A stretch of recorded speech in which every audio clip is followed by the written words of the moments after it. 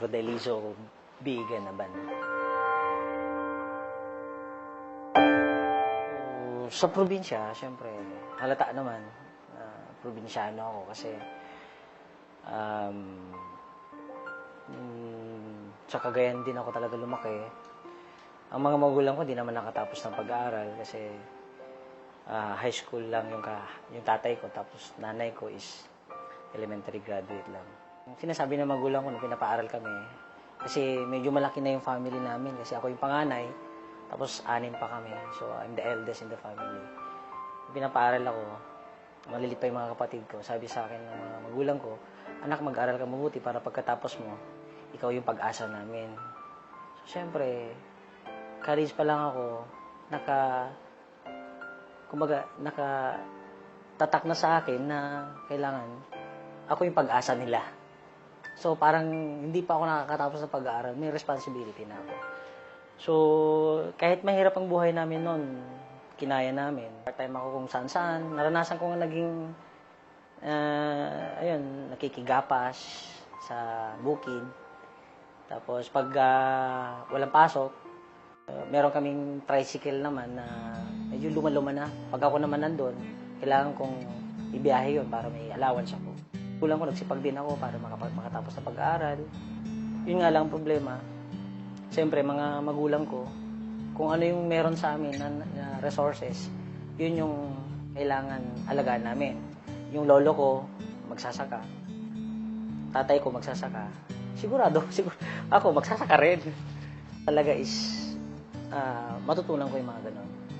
And hindi ko po kinakaya, even though graduate po ako ng engineering, kahit engineering po ako, pag wala akong trabaho, talagang tinutulungan ko nanay ko mamimitas ng mais, nagtatanim ng mais, na namamakyaw ng pakwan.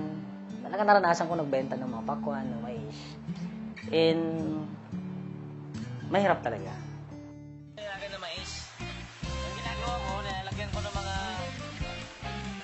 panggato. Tapos, lalagayin namin yan ng mga 45 minutes.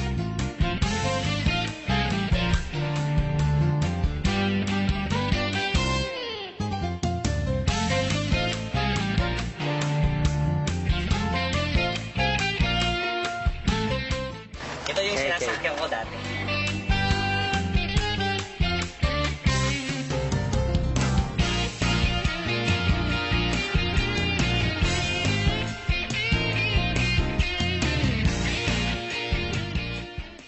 And I realize, dumating sa point na realize ko for 2 years, oo nga, ba't ko tinutuloy yung dating ginagawa ng magulang ko? For the past 2 decades, 20 years na nilang ginagawa yun, walang nangyayari sa buhay nila. Tapos tutuloy ko, sabi ko hindi, wala lang pag-asa pag ganito. Alam ko, yung lolo ko kasi may pinamanang kalabaw sa tatay ko. Sigurado, ipapamana sa akin yung kalabaw. Wala akong magawa. Sabi ko, yung kalabaw na lang kaya ibenta ko.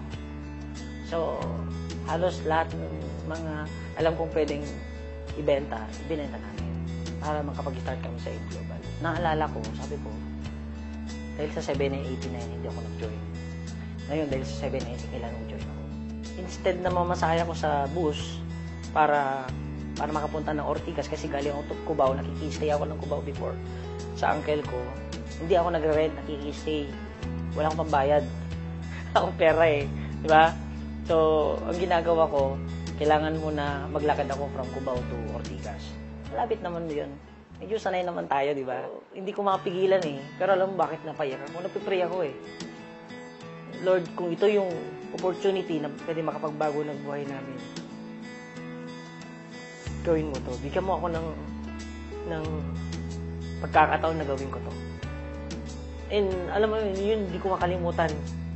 Hindi ko makalimutan na ganun pala, pag hirap na hirap ka, wala kang matatakbuhan, siya na lang natatakbuhan mo eh. And ito nga, nung nag-pray ako ng ganun, hindi ko na mapigilan yung sarili ko na payak talaga ako. And alam nyo, sunod-sunod na yung blessings. Halos lahat ng mga sinusuot ko ngayon, galing sa In Global, yung apartment namin sa Tugigaraw, galing sa In Global, yung nakabili na rin yung kapatid ko ng Dati kasi, nung una, before ako nakabili ng sasakyan, dalawang motor. So, magkasunod na, nabili namin yung motor na yon. And right now, nag-stay na ako sa townhouse. May townhouse dito sa Mekamuning. Doon ako tumutuloy ngayon. Naniniwala ako may mangyari sa akin. So, nagtuloy-tuloy ako in just 8 months time. Nakabila ako ng brand new na sasakyan. Dati ho, nakasakay lang ako kalabaw. Kung dati kalabaw ang sinasakyan ko, ito na yung first car ko. Is yung namimigay kami sa mga bata, napapakain kami sa bata, tapos napaparlor. Yun po yung ginagawa ko nung bata ko na pupunta ako sa mga mayayaman para lang makatikim ng mga masasarap na pagkain tuwing Pasko. Simple lang naman ang nagmamotivate sa akin eh. Yung family namin. Kasi ayaw ko nang balikan yung dati namin naranasan. Yung point na halos hindi ka na makakain, na yung mga tao na lalapitan mo, akala nila, talagang tatakbuhan ka nila. Bakit? Akala nila utangan mo sila. Pag wala ka palang talagang pera, iniwanan ka. Eh, ayaw ko na maranasan yun. Kaya inalagaan ko po ng buong puso ko, buong buhay ko, yung binigay sa aking opportunity ng AIM Global. Taos puso ako nagpapasalamat sa management ng AIM Global, lalong-lalo na, siyempre, kay Doc Ed, kay Sir Francis, at Sir John Aspirin. Kung wala sila, ako hindi lalaki ng ganito, sobrang laki ng AIM Global. Kung wala kayo, wala ako sa